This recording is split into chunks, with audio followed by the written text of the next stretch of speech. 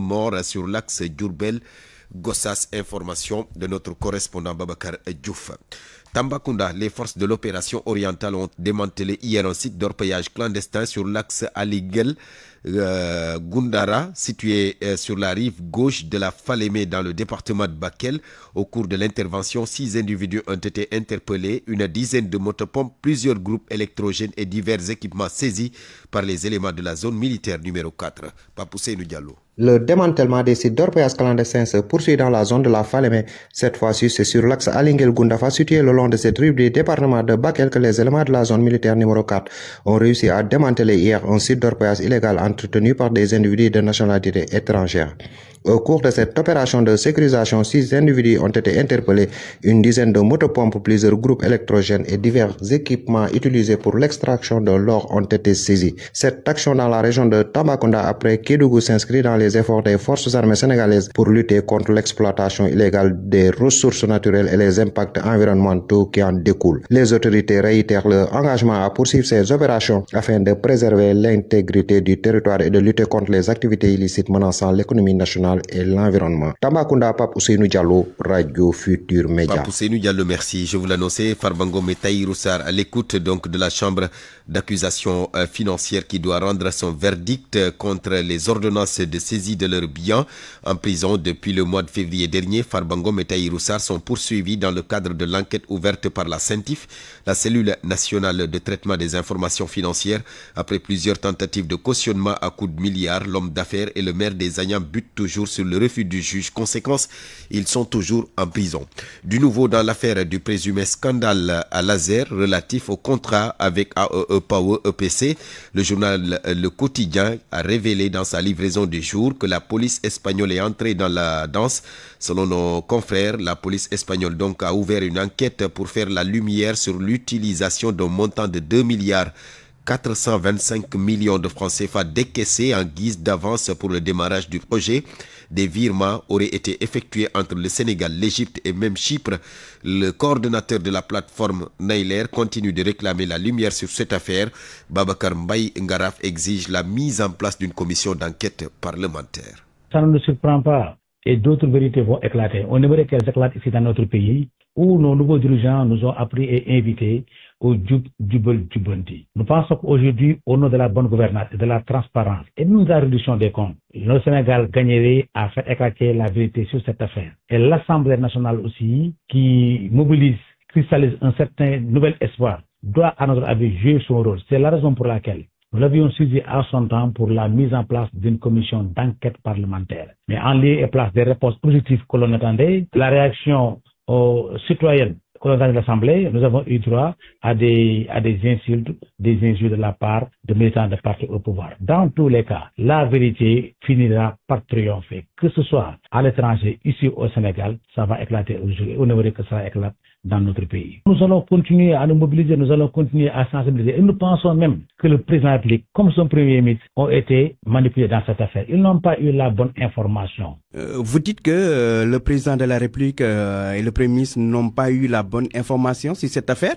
mais on a entendu le premier ministre Ousmane Sonko dire publiquement qu'il n'y a pas de scandale ni à Laser ni à l'ONAS. Le premier ministre, encore une fois, nous estimons qu'il a été trompé de bonne foi. Il n'est pas tard pour avoir la bonne information. Nous ne disons pas que ce que Pont Sénégal a dit est vrai. Nous ne disons pas aussi ce que Azer a dit est vrai.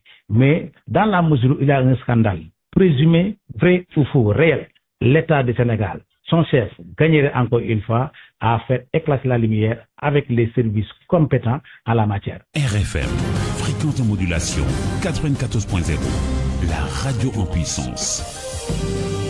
Midi 7 minutes, la tournée économique du chef de l'État dans le nord du pays, deuxième et dernier jour ce vendredi. Ousseinou Diop avec nous, bonjour. Bonjour Abar. Le chef de l'État était à Ross-Béthio ce matin. Il a quitté direction Diama, étape par étape. Que peut-on retenir? Effectivement, Barthélémy, on peut retenir que le président de la République, Bassirou Diomaye Faye, vient juste de terminer l'inauguration de l'usine de déshydratation d'oignons. L'usine qui a une production de 37 000 tonnes, mais également de 4 000 tonnes de poudre d'oignon et de lanière dans le département de Dagana, particulièrement dans la commune de Diama. Il faut retenir que le président a inauguré cette usine il y a quelques minutes avant de partir sur Diama, donc à Savagne, où il va visiter le casier. Ce sera certainement la dernière étape de cette visite parce que le président, juste après cette visite, il va rentrer sur Dakar. Il faut retenir que le président a pris la parole tout à l'heure. Il a pris l'engagement d'accompagner les investisseurs étrangers et sénégalais qui ont mis en place cette usine, une usine qui peut-être va accompagner les producteurs d'oignons de la région de Saint-Louis, particulièrement ceux de Dagana. Le Barthélemy, ce qu'il faut noter, c'est que le président de la République est venu à Diama donc vers 10h00. Il a fait un discours de 6 minutes et la visite s'est terminée à 10h55. Et merci Ousseynou Diop, le président, qui selon nos informations donc, doit rencontrer les responsables de PASTEF à Saint-Louis. Justement là-bas, les pêcheurs de Saint-Louis, zappés de cette tournée économique du chef de l'État, tournée dans le nord du pays, vous le savez. Aucune rencontre avec le président Faye n'est prévue à l'ordre du jour. Et la situation que ces pêcheurs dénoncent et soulignent que cette visite aurait dû être l'occasion pour le président de la République de s'enquérir des difficultés du secteur. Écoutez le secrétaire général du syndicat national autonome des pêcheurs du Sénégal, Moustapha Dian. Quand on parle d'économie, particulièrement dans le pôle Nord, parler donc d'économie sans parler de pêche. Le secteur est confronté à beaucoup de problèmes, surtout particulièrement dans le Nord. Parce que la particularité du pôle Nord, c'est ici qu'on trouve dans une bande de moins de 20 km de long, large de moins de 500 mètres, une population de plus de 50 000 âmes qui vivent uniquement et essentiellement de la pêche. Et ces populations, ce sont ces mêmes populations qu'on retrouve sur les 718 km de côte. Partout où vous allez, si on développe la pêche, de Saint-Louis jusqu'en Casamance, vous trouvez les pêcheurs de la langue de Malbari. Partout où vous allez, en dehors du Sénégal, à Nouakchott, à Nouadhibou, en Gambie, à Guinée-Bissau, à Guinée-Conakry, partout, même si le ministre a parlé récemment d'accord en Guinée, mais c'est les pêcheurs de Saint-Louis qui vont aller en Guinée, pas personne d'autre. Donc cette population de la langue de Malbari, c'est une forte population qui n'existe nulle part ailleurs dans le monde. Le nombre de pirogues qu'il y a ici dans cette langue de Malbari, le nombre de pêcheurs qu'il y a dans cette langue de Malbari, le nombre de types de pêche qu'il y a dans cette langue de Malbari, il n'y en a pas ailleurs. Et le problème que nous avons, c'est la zone la plus exiguë, parce que la zone de pêche se trouve coincée entre l'embouchure et la frontière de la Mauritanie. À cela, maintenant, on est venu ajouter la plateforme gazière de BP. Cette plateforme qui est venue nous ravir du récif corallien le plus important qui a toujours fait vivre Saint-Louis. Ce récif est aujourd'hui occupé par BP, contre toutes les formes de droit des pêcheurs, et les pêcheurs sont exclus. Ils n'ont plus le droit d'aller pêcher là où pêchait leur grand-père. Ils n'ont plus le droit d'aller pêcher là où pêchait leur père. Ils n'ont plus le droit d'aller pêcher là où ils ont toujours vécu. Tout ça, c'est des problèmes. Donc nous pensions que vraiment parler de tournée économique sans mettre tous ces problèmes sur la table, c'est un peu fausser le débat du développement. Oui, le secteur de la pêche traverse plusieurs difficultés. En atteste ce cri de désespoir des pêcheurs de Lompoul dans le département de Kébémer. Toutes leurs activités tournent au ralenti à cause, disent-ils, de l'importation du poisson. Pêcheurs et marailleurs indexent et interpellent le ministre de la Pêche, Alioune Chimère Sow, membre de l'Association nationale des marailleurs du Sénégal, section Lompoul, avec Nafissatou Ndiaye. Nous, marailleurs, traversons une période extrêmement difficile. De Lompoul à Fass-Boye, la même inquiétude nous habite. Nous n'arrivons plus à écouler nos poissons. Les usines préfèrent s'approvisionner en poissons congelés, plus facile d'accès pour elles. Face à cette situation alarmante, nous appelons l'État à prendre ses responsabilités pour sauver le secteur de la pêche, comme il l'a fait pour la filière oignon. Aujourd'hui, nous n'avons plus de débouchés et les pertes s'accumulent. Nos produits pourrissent sous nos yeux. Nous lançons un cri de détresse au ministre de la Pêche. Les marailleurs souffrent et cette situation décourage tout le monde. Et cette vive tension à Madina Wandifa, dans le Sédhiou, à l'origine de l'élection du président de la gare routière, les transporteurs s'opposent aux critères de participation proposés par les autorités administratives. Ils accusent d'ailleurs le président sortant d'être de mèche avec le préfet de Bounkiling et interpellent le ministre des Transports terrestres. Mamadou Sané, un des candidats, au micro de Bakary Konté. Nous, ce qui nous inquiète un peu, le préfet nous exige de fournir tous les dossiers. Donc, nous, on est allé à l'élection pendant 3 fois. Mais les conditions que nous étions aux élections, c'est ces conditions que nous voulons partir aux élections. Mais sans ça, nous ne pourrons pas accepter les conditions du préfet. Il nous a exigé la carte de membre en cours de validité et la caution de 250 000. Moi, en question, je n'ai pas eu de carte de membre. Moi, j'ai été 3 fois à l'élection, mais jamais eu la carte de membre du regroupement. Comme lui, il s'est profité de l'occasion pour nous boycotter. Mais ça ne passera pas. Ça ne passera pas. À Medina Wandifa, on n'est jamais allé aux élections avec une caution, avec les cartes de membres. Comme si c'est trop, c'est trop. Qu'il arrête, on aille aux élections. C'est ça ce que nous voulons. Lui, en candidat sortant, il ne va pas donner la caution. Voilà. C'est ce qui n'est pas normal. On demande au ministre de veiller nous superviser à la garde de Medina Wandifa. Comme le président veut toujours faire des opportunités pour lui, nous ne le voulons pas. Nous voulons la paix et la transparence pour les élections aillent dans des meilleures conditions. Nous n'allons pas partir aux élections. Nous allons boycotter les élections. Wow. Il n'y aura pas d'élection. Le préfet de Bunkiling qui justement a engagé des pourparlers avec les différents acteurs dans le but de trouver une solution à cette crise. Après 120 heures de grève, le collectif des médecins, pharmaciens et chirurgiens dentistes en spécialisation durcit le mouvement, le commerce en marche pacifique cet après-midi du rond-point de l'université Cheikh Anta Diop à la place de la Nation. Le collectif interpelle les autorités sur leurs différentes revendications, notamment l'absence de statut clair dans les hôpitaux et des conditions de travail précaires. Je rappelle que la manifestation a été autorisée par le préfet de Dakar. Demain, 14 juin, l'an 2 du rappel à Dieu de Sidi Ndiaye, une journée de prière à l'endroit du défunt secrétaire général de la FGTS organisé ce vendredi. Malo Diacham se souvient d'un homme qui a toujours été au service des travailleurs en portant leur lutte. S'agissant de l'héritage du défunt à la FGTSB, le président de l'Alliance And Gueusseum estime que le débat a été tranché. Au téléphone avec Boubacar Dieng, Malo Diacham annonce un point de presse demain samedi et cette question fait partie de l'ordre du jour. C'est un recueillement symbolique avec une prière, c'est tout. Parce que quand quelqu'un quitte ce bas monde, nous avons le devoir surtout que pour un monument comme Syria, donc de lui consacrer ne serait-ce que quelques minutes de prière. Nous avons demandé aussi à tous les camarades qui ont le temps d'en faire autant sur l'étendue du territoire national. Ça, c'est une prière parce qu'il y a une coïncidence entre la fin du préavis de grève et le rappel à Dieu de Syria. C'est aussi simple que ça. Bon, maintenant, pour ce qui concerne l'homme, tout le monde le sait, il a été toujours du camp des travailleurs. C'est pourquoi il a demandé aux SUTSAF et aux autres organisations de venir à côté de lui pour qu'on puisse construire cette centrale de FGTSB, la construction d'une 3e voie. Et puis, je le répète aussi, c'est dans la co-construction et dans la co-responsabilité pour faire plus et mieux que les autres centrales syndicales qui ont signé ces pactes, dont le dernier aussi qui n'a pas soldé le passif des sectoriels. Voilà, Syria. Et qu'en est-il de son héritage au sein de la FGTSB?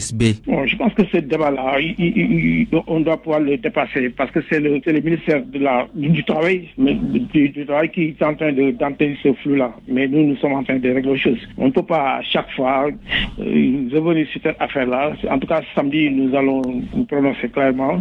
Mbalo Diacham, le président de l'Alliance And Gueusseum qui justement engage son premier plan d'action suite à l'expiration du délai légal de son préavis de grève, au-delà de l'hommage qui sera rendu à Feu Sidi Ndiaye demain, la semaine prochaine du 20 au 26 juin, conférence régionale de vulgarisation de la plateforme revendicative et assemblée régionale de mobilisation, le 27 juin, sit-in national mais avec respect des urgences et du service minimum, et le 30 juin, évaluation. And Gueusseum dénonce le refus, selon les termes du communiqué qui nous est parvenu, refus donc du ministre de la fonction publique d'initier une rencontre de négociation sur l'application des accords résiduels. Distribution des semences, le mouvement Arsugno Momel qui monte au créneau. Des dysfonctionnements ont été notés au niveau des commissions, selon son président Bassirou Ba qui demande aux producteurs de redoubler de vigilance, surtout concernant le poids réel des sacs qui, à ses yeux, est inférieur à la norme. Bassirou Ba avec Fatou Mbow. Nous avons eu à constater un dysfonctionnement majeur dès le début de la distribution des semences dans les différentes commissions. Les sacs contiennent trop de sable, une situation que Arsène Mohamel dénonce depuis longtemps. Et pourtant, ce sont toujours nous, les agriculteurs, qui subissons cette injustice sans même avoir le droit de parler. L'État nous doit des explications claires sur les milliards investis dans dans la distribution des semences. Sinon, nous allons croire qu'il y a un deal opaque entre les autorités et certains opérateurs économiques. Comment peut-on affirmer que l'État achète l'arachide à plus de 500 francs alors que dans les sacs de 50 kilos distribués, le sable dépasse la quantité de semences et dans bien des cas, le poids total est même insuffisant. La situation devient de plus en plus critique et insoutenable. Nous interpellons l'ensemble des acteurs du secteur à faire preuve de vigilance, mais aussi à dénoncer publiquement ces dérives, car ce qui se passe actuellement est catastrophique. Cette pratique ne correspond à rien au principe de jub jubal jubanti. Commencé di xew lu catastrophe lu doy war la ta andul ben yoon ak jubal ak juban. Bassirou Ba, le président du mouvement Aar Sunu Momel, qui alerte donc les autorités concernant la distribution des semences. Tabaski 2025, la direction de l'élevage qui fait le bilan, plus de 987 000 moutons ont été vendus cette année contre 955 000 l'année passée. Les invendus sont au nombre de 10 344 selon le directeur de l'élevage. La forte demande à la veille de la fête reste la principale préoccupation et c'est pourquoi il encourage plutôt les éleveurs locaux car, estime-t-il, la production locale a fait des résultats satisfaisants. Mamoudou Diagne avec Salimata Aou.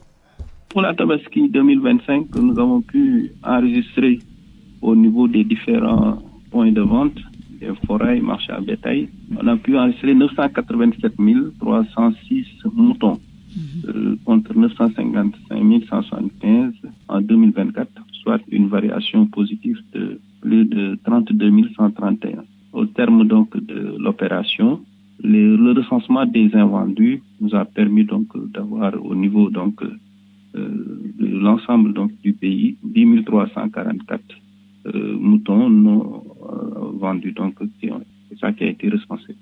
On a constaté une forte demande et les gens sont sortis au dernier moment pour acheter et donc la veille beaucoup ont pu acheter leurs moutons et on a constaté une demande importante. Et ce qui est important à noter pour cette Tabaski, on a pu constater que pour l'importance de la production locale qui a augmenté. Si vous prenez donc pour la Tabaski 2024, cette production locale était de 687 moutons. Et pour la Tabaski 2025, nous avons pu constater que cette production locale a augmenté et est de 693 240 moutons, soit donc plus de 35 553 moutons. Donc, ce qui constitue donc une hausse de plus 5,41% pour la production locale de moutons. Ce qui est très encourageant.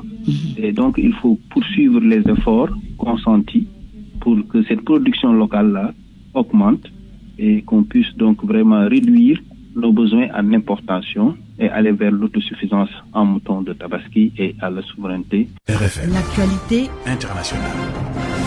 Avec Anna Rocha dans le studio. Bonjour Anna. Bonjour Barthélémy Ngom, bonjour à tous. À la une de l'actualité internationale, ces attaques d'Israël contre Iran.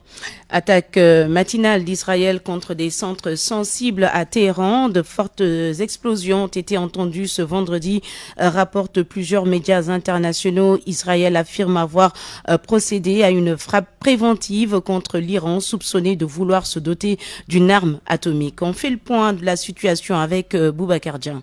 L'armée israélienne dit avoir mené une première série de frappes préventives contre des cibles militaires et nucléaires iraniennes. Israël soupçonne Téhéran de vouloir se doter de l'arme atomique. Le premier ministre Netanyahou a de son côté annoncé des tirs au cœur du programme iranien d'enrichissement d'uranium. La télévision d'État iranienne annonce que le chef des gardiens de la révolution, Hossein Salami, a été tué dans l'attaque israélienne, ainsi que le chef d'état-major iranien, le général Mohamed Bagheri, et 6 experts nucléaires ont également péri dans ces frappes. En prévision d'une attaque de drones et de missiles, l'état d'urgence a été déclaré en Israël, l'espace aérien fermé. Pendant ce temps, le secrétaire d'État américain fait savoir que les États-Unis ne sont pas impliqués dans l'attaque israélienne et prévient l'Iran de ne pas cibler les intérêts américains en représailles. Donald Trump lui soutient qu'il était été au courant de l'immense attaque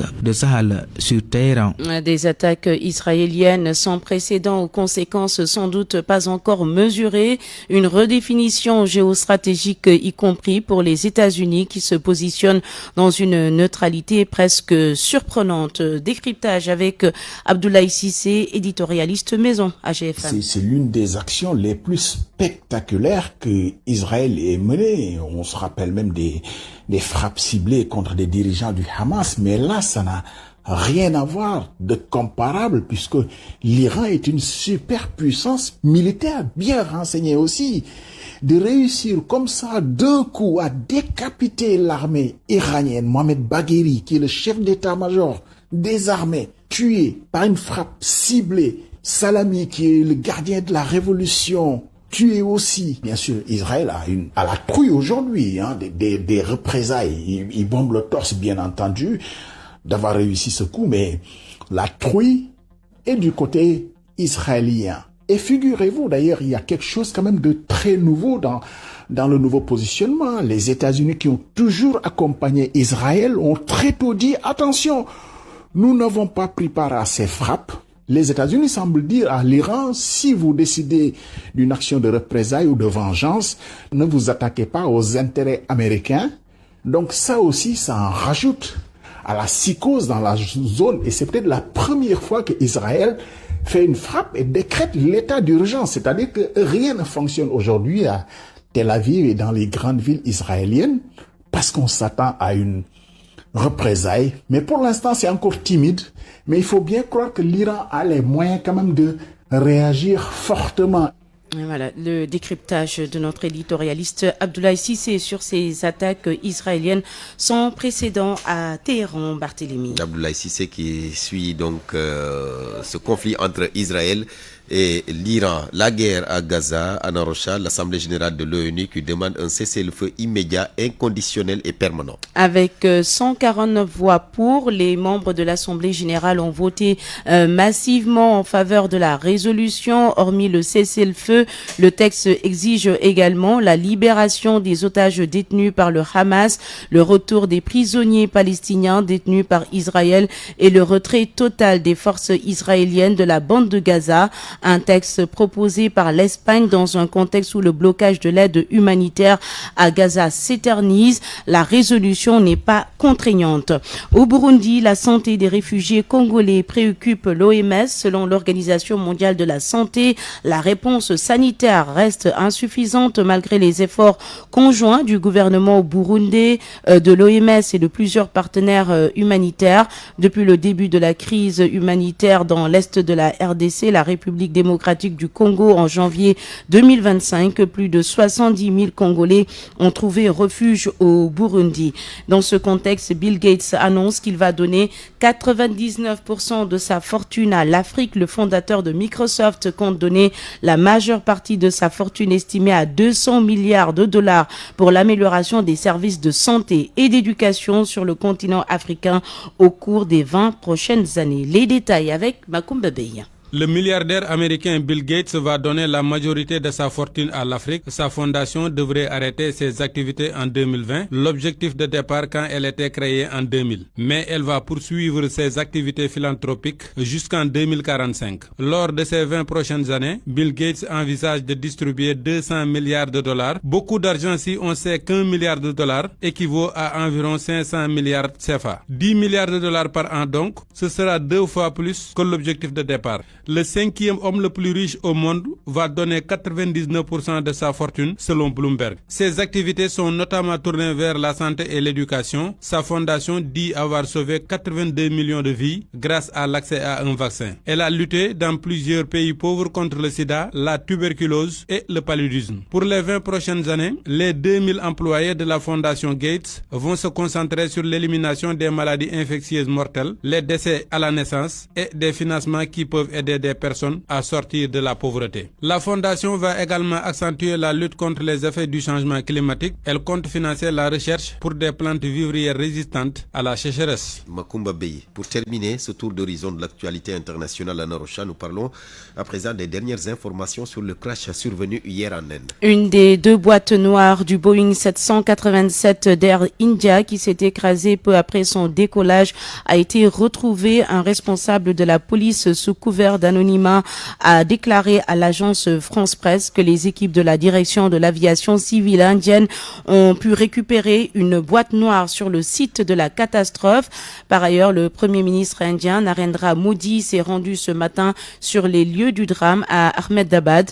Selon le dernier bilan, au moins 265 personnes sont mortes dans ce crash, c'est-à-dire 241 passagers qui étaient à bord de l'appareil et 24 autres personnes ont été tuées au sol lorsque l'avion s'est donc écrasé sur un centre d'hébergement pour le personnel médical.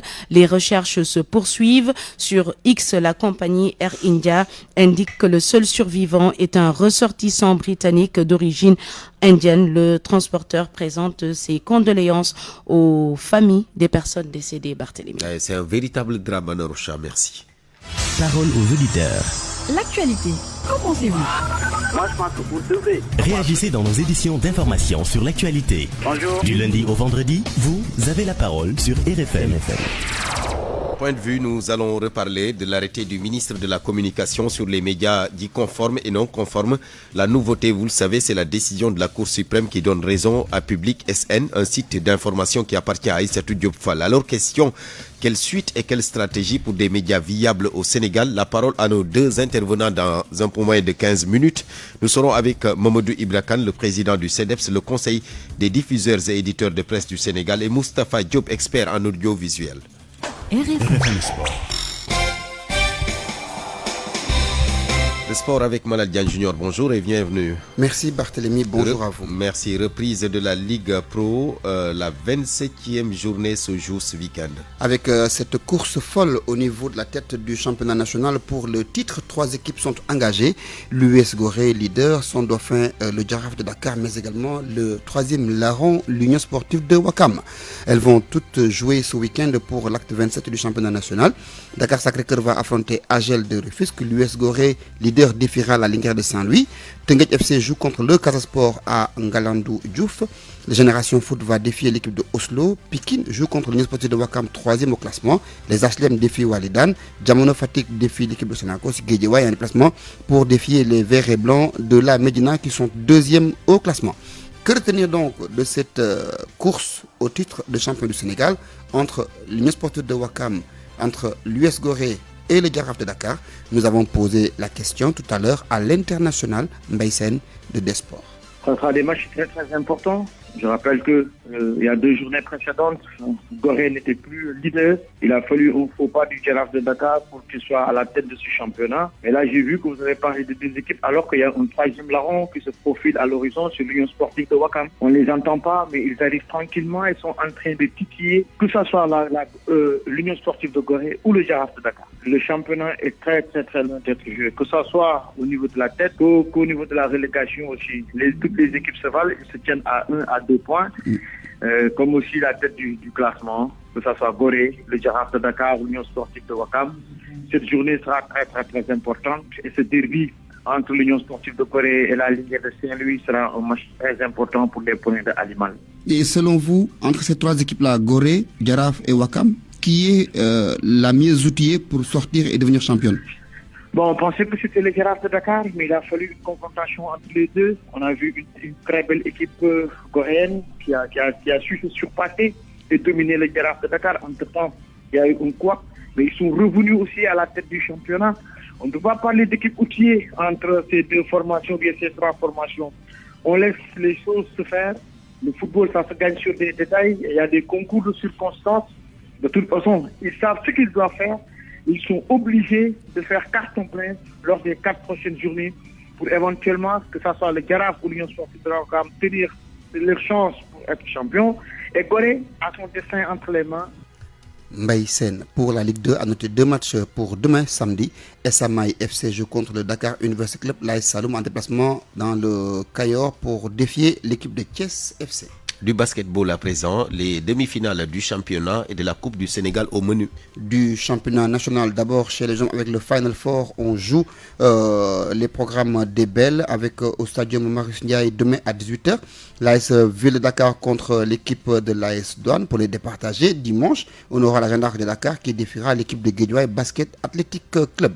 Et chez les dames, on joue la Coupe du Sénégal pour les demi-finales. Samedi demain, 16h à Marius Ndiaye, Duc contre USEPT. Dimanche à 16h, nous aurons la Gendarme de Dakar qui défiera l'équipe de la ville de Dakar Barthélémy. Merci beaucoup Malal Diane Junior. La presse de ce vendredi, lecture commentaire, Mohamed Ali Mouba, bonjour. Bonjour. Contrat Azer AEE Power, Madrid veut la lumière sur l'utilisation des fonds.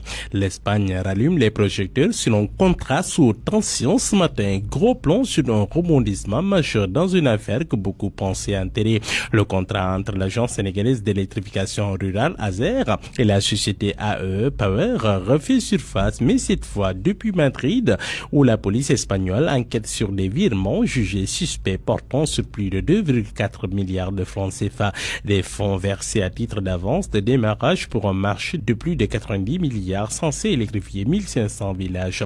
Le journal Le Quotidien qui lève le lièvre ce matin note que l'affaire prend désormais une tournure internationale avec des flux financiers remontant vers le Sénégal mais aussi Chypre et l'Égypte.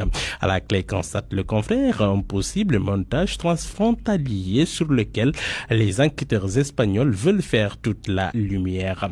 Le journal rappelle que l'ARCOP avait suspendu le contrat, la Cour suprême avait cassé ensuite la décision de l'ARCOP qui bloquait un ambitieux projet d'électrification rurale qui devait impacter 600 000 ménages. Mais pendant que le pouvoir est fragilisé sur le terrain des finances publiques et de la coopération internationale, c'est la justice sénégalaise qui vient de trancher en faveur de la liberté de la presse.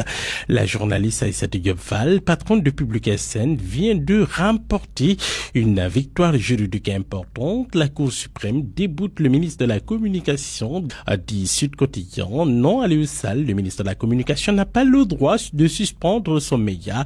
Pour ça, Aïssatou Diop Fall gagne Aliou perd 1-0. Dans le même journal, Mamadou Ibra Kane du CEDEPS Pavoise, il dit que c'est incontestablement une victoire pour la liberté de la presse.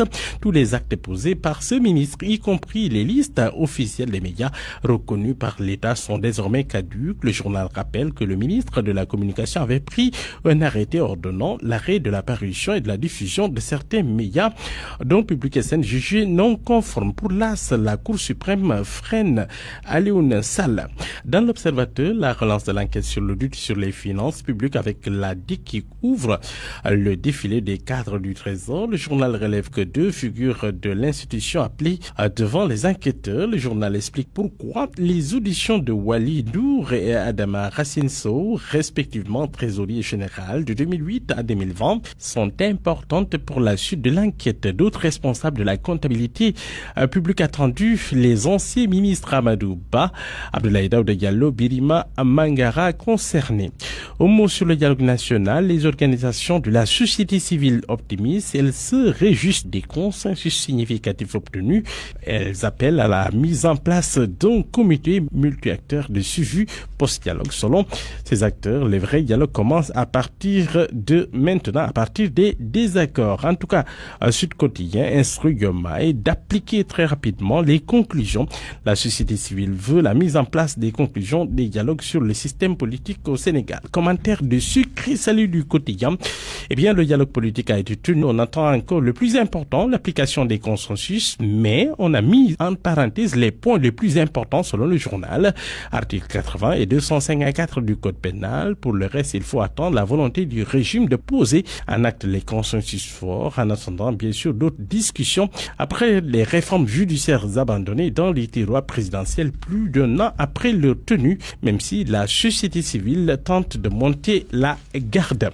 En première page du journal Les Échos, horreur à Yombol à Sekna, Morsek arrêté, menotté et battu à mort. Sa famille accuse la police.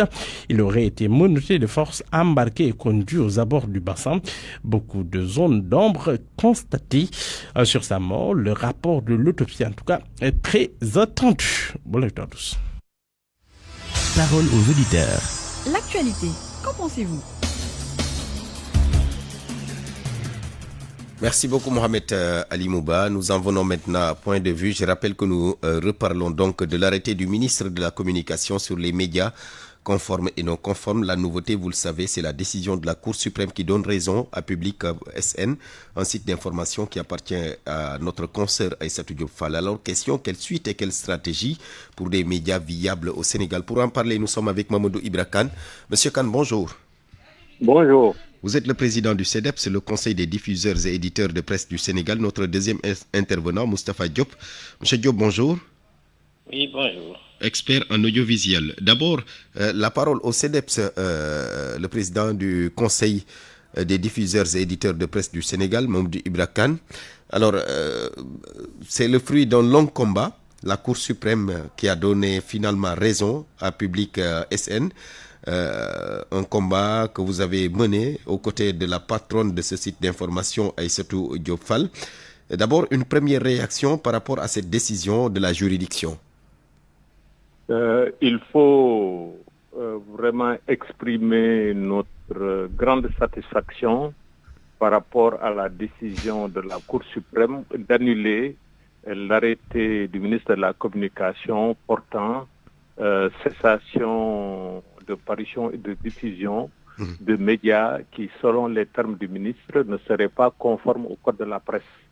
Donc, c'est un grand désaveu infligé par la Cour suprême parce que, en aucun cas, il ne s'agit pas pour un ministre de la République ou même le président de la République de dire qui a le droit d'être média ou pas. Donc, cette procédure a abouti. C'est en réalité la deuxième procédure que nous avions engagée. La première concernait le magazine, donc l'Égicos, oui. Mais la Cour suprême avait estimé qu'il y avait des vices de forme et c'est la deuxième requête introduite par notre consoeur Aïssatou Diop Fall, défendue par maître Abdou Diali Kane, qui a abouti. Et aujourd'hui, c'est véritablement une victoire de la liberté de presse, une victoire de la liberté d'expression, une victoire pour le renforcement de la démocratie. Parce que malheureusement, depuis que le nouveau régime est en place, depuis 14 mois maintenant, les entreprises de presse privée vivent l'enfer. Nous sommes asphyxiés au niveau fiscal, nous sommes asphyxiés au niveau économique et même jusqu'à l'existence de nos médias est remise en cause par le ministre de la Communication. Quand je parle d'asphyxie fiscale et économique, vous n'êtes pas sans savoir que les créances dues par l'État aux entreprises de presse privée n'ont toujours pas été payées. De la même manière, la subvention de l'État aux médias est bloquée, gelée, parce que simplement le ministre de la Communication estime qu'il y a des médias qui ont droit et des médias qui n'y ont pas droit, alors que cela a été voté dans la loi de finances 2024. Oui. Et le ministre a donc gelé ces fonds-là. Oui. Les autorités parlent d'un assainissement du secteur. Est-ce que, en partie aussi, elles n'ont pas raison? À la lumière de ce qui se passe sur l'écosystème. Elles n'ont absolument pas raison. Les nouvelles autorités n'ont absolument pas raison parce que l'assainissement du secteur de la presse, c'était une revendication des acteurs des médias. Moi qui vous parle, j'étais le représentant du patronat de la presse à la conférence nationale qui a abouti au projet de code de la presse et c'est une revendication qui avait été posée par les acteurs des médias et principalement par le CEDEPS. Dans le business, nous n'aimons pas le désordre et nous avions introduit à l'époque le concept d'entreprise de presse à la place d'organes de presse avec une personnalité juridique, des conditions sociales et autres à remplir.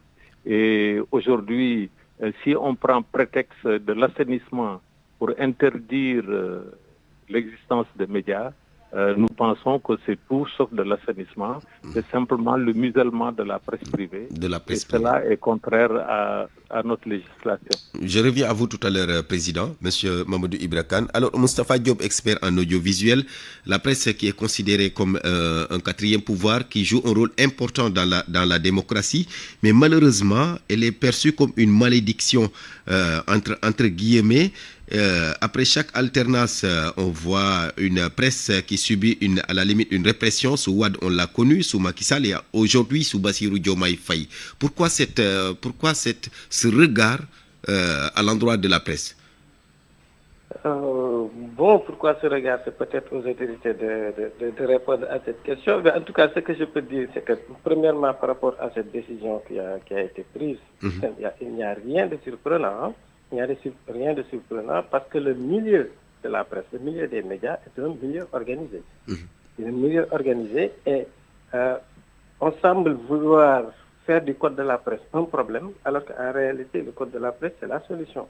Et justement, c'est ce code de la presse-là qui demande à l'État, et c'est le rôle de l'État, de juste créer l'autorité de régulation, de lui donner les moyens de travailler et de le laisser faire son travail.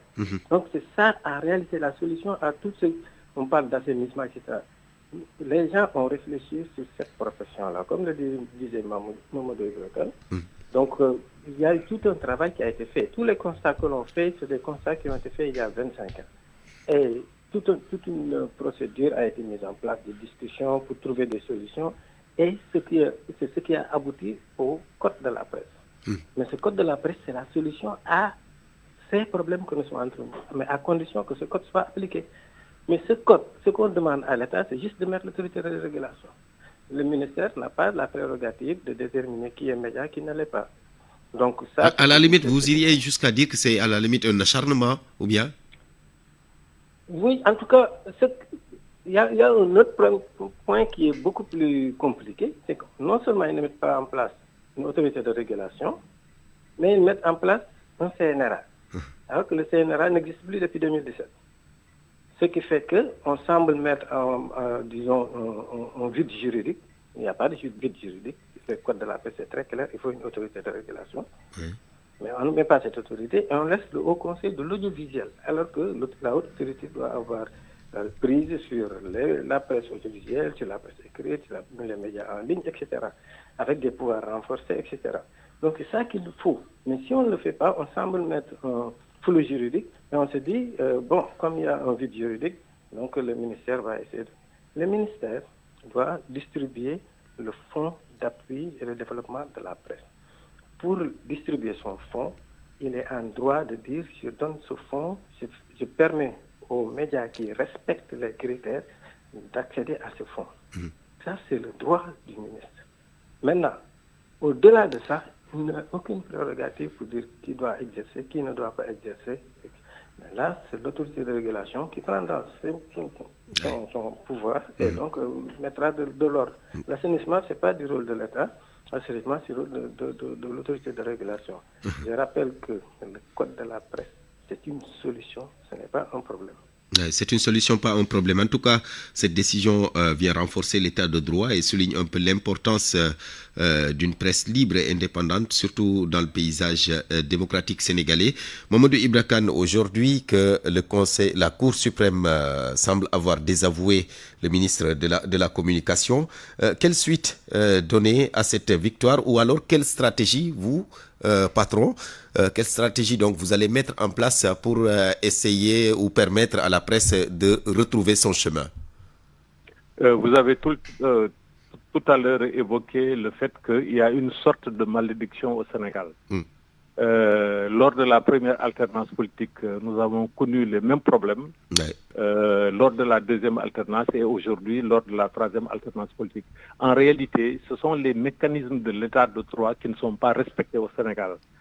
Nous avons besoin d'une presse libre et indépendante, une presse sans inféodation au pouvoir en place. Et malheureusement, depuis 14 mois de la troisième alternance politique, il y a une tentative de musellement de la presse.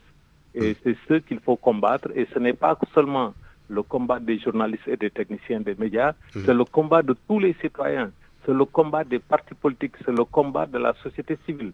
Nous avons besoin d'une presse qui participe au développement économique et social et qui a fait ses preuves. Mais parfois aussi le problème qui se pose, Président, parfois le problème qui se pose est que nous avons besoin d'une presse libre, oui, mais d'une presse debout économiquement parlant, ce qui parfois n'est pas le cas.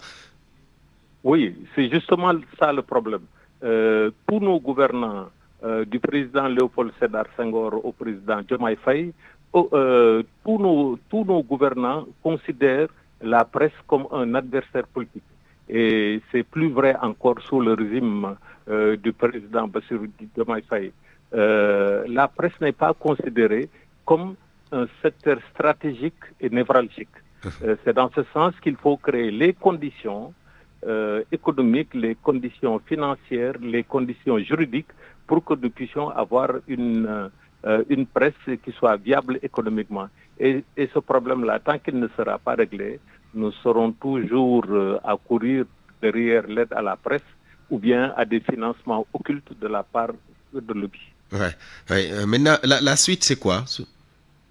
La suite, c'est que tous les actes qui ont été posés depuis 14 mois par le ministre de la Communication sont caducs. Ces actes-là, tendant à déterminer une liste dite officielle de médias reconnus par l'État ou non reconnus par l'État. Donc tous ces actes-là vont sauter et nous allons continuer le combat. À chaque fois que le ministre de la Communication va poser un acte contraire à la loi, nous allons l'attaquer devant la justice. Merci Mamadou Ibra Kane, président du CEDEPS, le Conseil des diffuseurs et éditeurs de presse du Sénégal. Alors Moustapha Diop, je termine avec vous.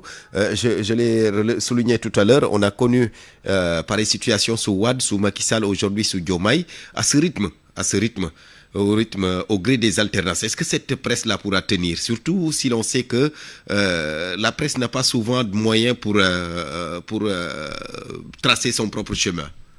Mais c'est justement ce qui a prévalu, ce qui a donné naissance à ce qu'on appelle le fonds de développement, le fonds de développement de la presse, un fonds d'appui et de développement de la presse. Parce qu'en fait, il ne s'agit plus, Mamadou utilise tout de suite fonds d'aide. Ça, c'est terminé.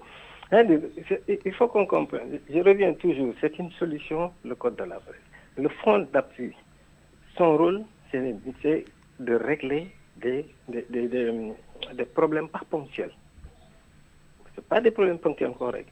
Vous avez un projet, vous voulez développer votre entreprise de presse, parce que c'est important, on a parlé d'entreprise de presse, on ne parle plus d'organe de presse. Une entreprise de presse qui a un objectif, qui a un rôle aussi bien social que sur le plan même de l'exercice de la profession, et qui a un projet. Et c'est ce projet-là qu'on doit lui permettre d'atteindre. Maintenant, ce fonds d'appui vous permet d'accéder à un réel financement pour que votre entreprise puisse fonctionner comme une véritable... Pour vous, les organes de presse doivent être capables de développer leurs propres initiatives pour se faire une santé financière. Mais exactement, mais seulement... les instruments, on ne peut pas bloquer les instruments qui leur permettent de fonctionner. Quand vous avez des contrats commerciaux que vous avez signés, que vous avez exécutés, et qu'on ne vous reverse pas, c'est quelque chose, vous êtes asphyxié. Quand vous réunissez toutes les conditions pour réaliser votre projet à travers le fonds d'appui, et ce fonds d'appui, apparemment, il n'existe plus, il est bloqué quelque part. Donc vous êtes totalement asphyxié. C'est-à-dire que aujourd'hui, on a accentué le problème de la presse. Et bon, ces petites questions dont on parle, il faut payer les impôts, etc., ça c'est toutes les entreprises, ça ce n'est même pas un problème. Les gens on développe avec les impôts, ils trouvent des moyens de régler ça. Ça, c'est une autre question. C'est une autre question. Vraiment, voilà, il faut développer des initiatives. Il faut développer des initiatives, suivre cette mutation, surtout avec les réseaux sociaux. Parfois même, on a l'impression que les partenaires n'ont plus besoin de passer par la presse, en tant que telle. Il y a une mutation qui est là et que les médias sont appelés. Mais ça, c'est des erreurs.